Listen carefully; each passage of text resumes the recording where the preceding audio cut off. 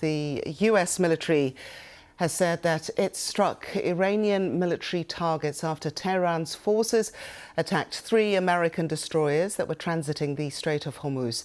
President Trump also called the strikes a love tap and says that the ceasefire is still in effect.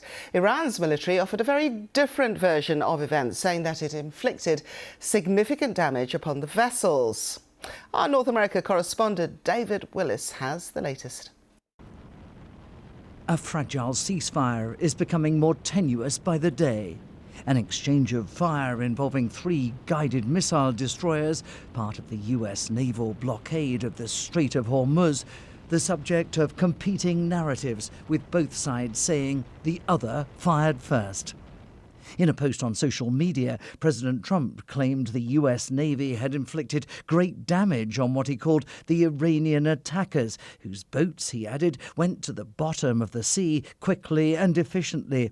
Missiles and drones, he added, dropped ever so beautifully down to the ocean, very much like a butterfly dropping to its grave. They should not have done that today. We thought they might. We didn't know, but we were prepared. They shot missiles. Every missile was knocked down. Every drone was knocked down. And the people that shot it are no longer with us.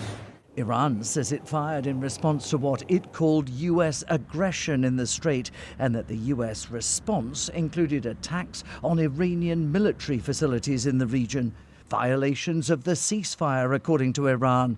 Not according to President Trump, however, who continues to insist a truce remains in place and that an agreement to end the conflict could be close at hand. Could happen any day.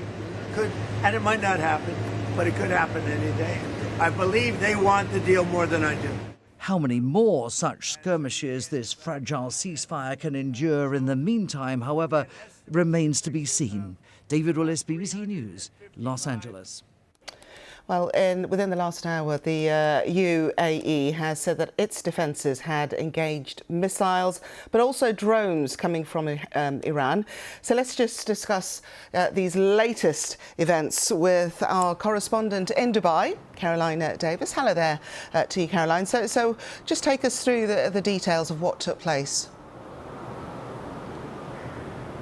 So at the moment, we got a notification that appeared on social media from the UAE Ministry of Defence. They said that they have been engaging with missiles and drones, and as part of that announcement, they also said that people should follow safety and security advice. Of course, this isn't the first time in the course of this week that this sort of message has been put out by the Ministry of Defence here in the UAE. There was also a notification on Monday, again on Tuesday, as well.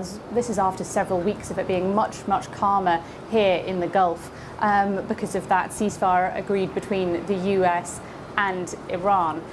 So things are obviously still incredibly live, particularly after the Strait of Hormuz incident last night that we heard in David's piece earlier. And this is obviously a real concern about whether or not we could go in one direction of President Trump over the course of the last day or so. He's been talking very positively about the idea of there being some form of deal with Iran, that things are getting closer, but at the same time, then seeing this flashpoint in the Strait of Hormuz between the two sides yesterday. As we've heard, President Trump says that the ceasefire is still in place. Iran said that it conducted these initial strikes, they said, against the US and several naval destroyers.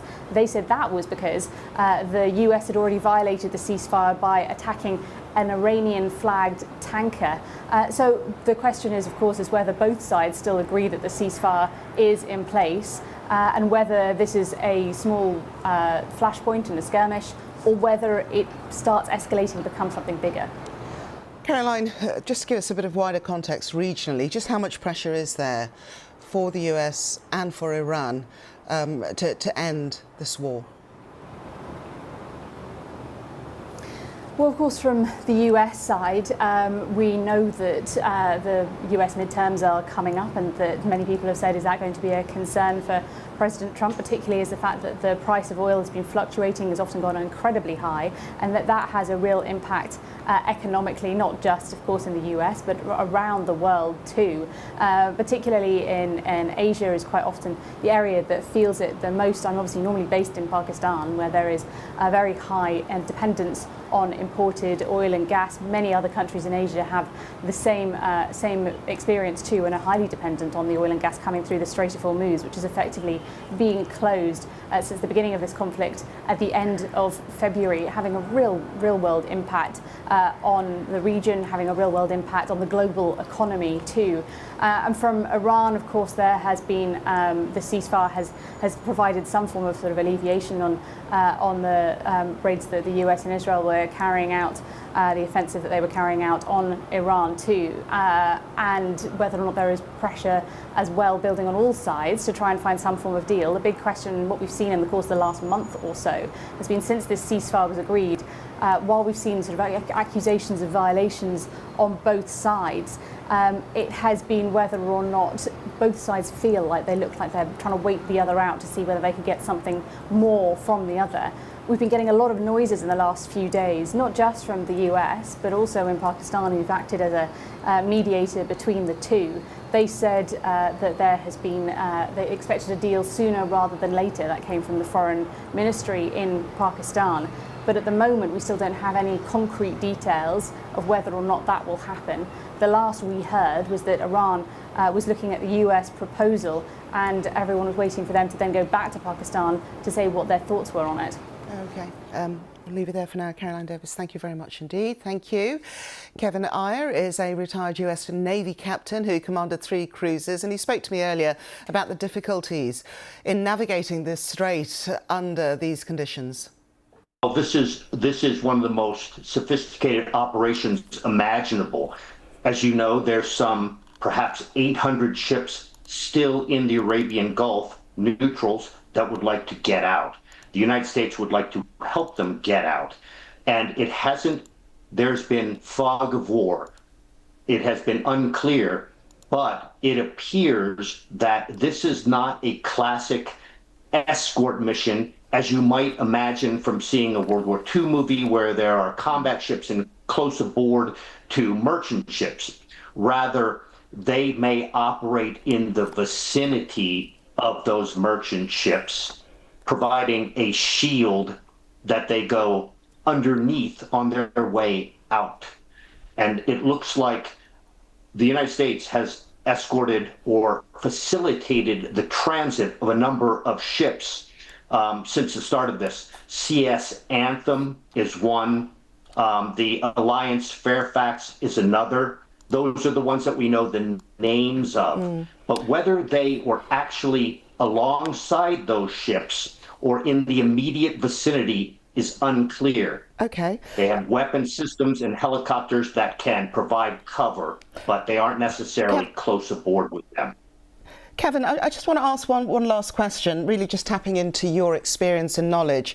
I understand that the Iranian authorities have instigated new protocols. This is part of their leverage for controlling the Strait of Hormuz even once the war is over.